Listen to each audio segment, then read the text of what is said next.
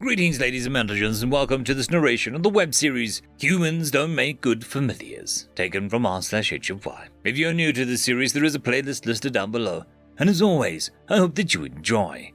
Book 2, Chapter 7, Suma's Point of View. Suma! I jerked awake and saw 9 standing over me. Finally, you sleep deeply, don't you? It's time to wake up for training. Already?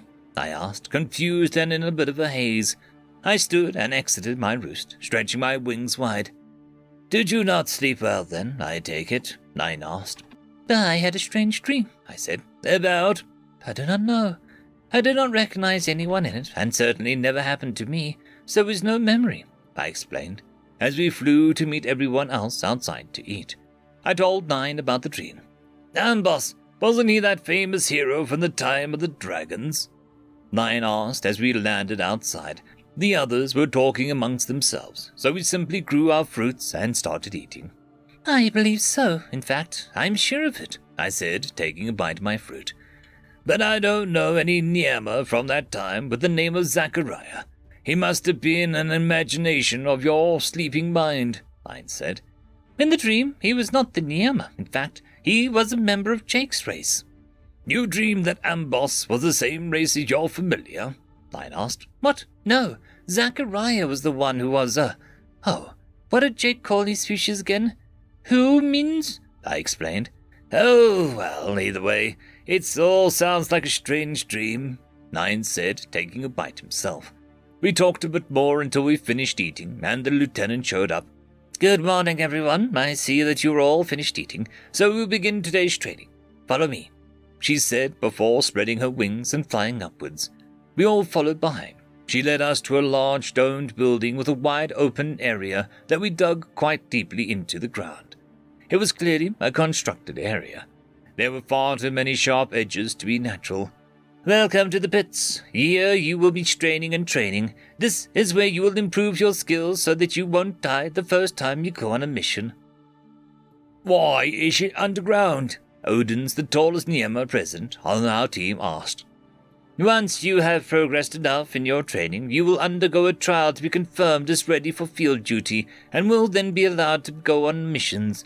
The pit was created to protect the spectators watching the trial. Can we ask what the trial is? Rao asked nervously. If you need a pit to protect Niema who are just watching it, it must be dangerous.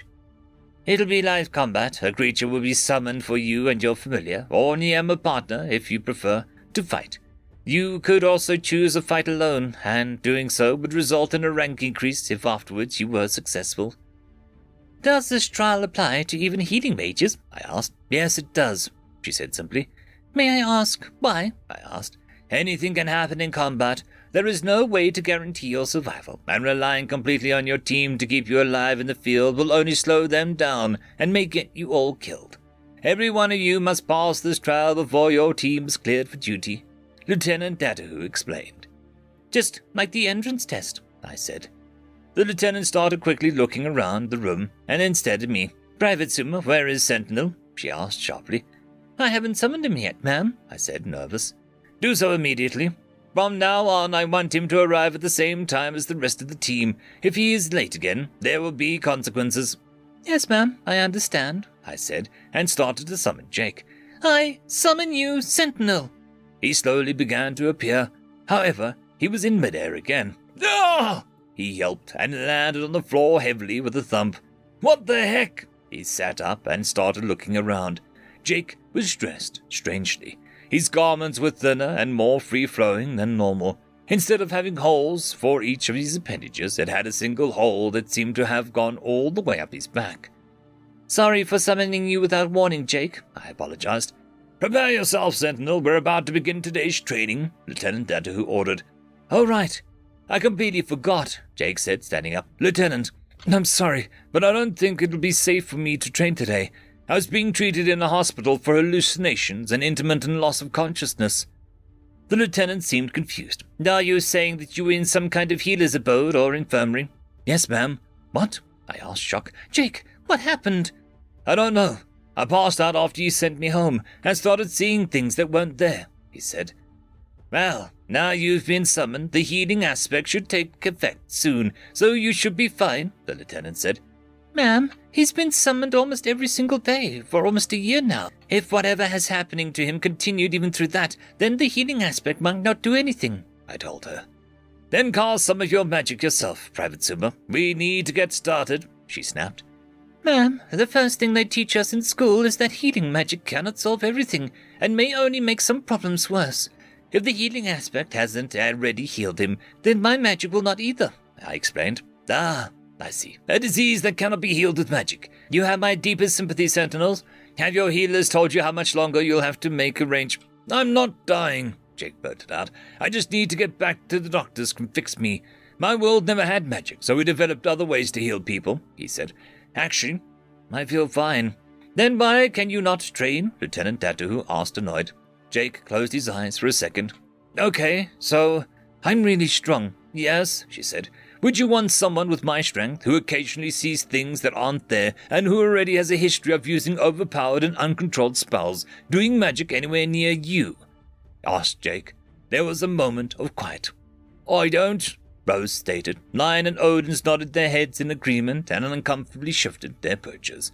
The lieutenant sighed deeply.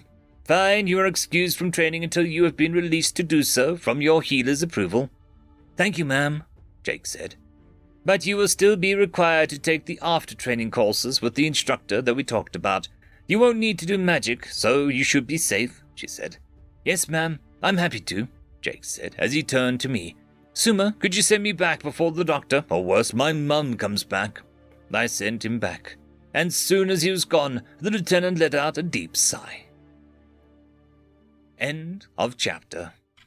I would quickly like to thank the T5 channel members and Patreons. Caspar Arnholtz, Cam Maxwell, Barky, Lord Azrakal, It's Difficult to Pronounce, Dragzoon WRE, Holly's Sister, Arcadian. Thank you very much.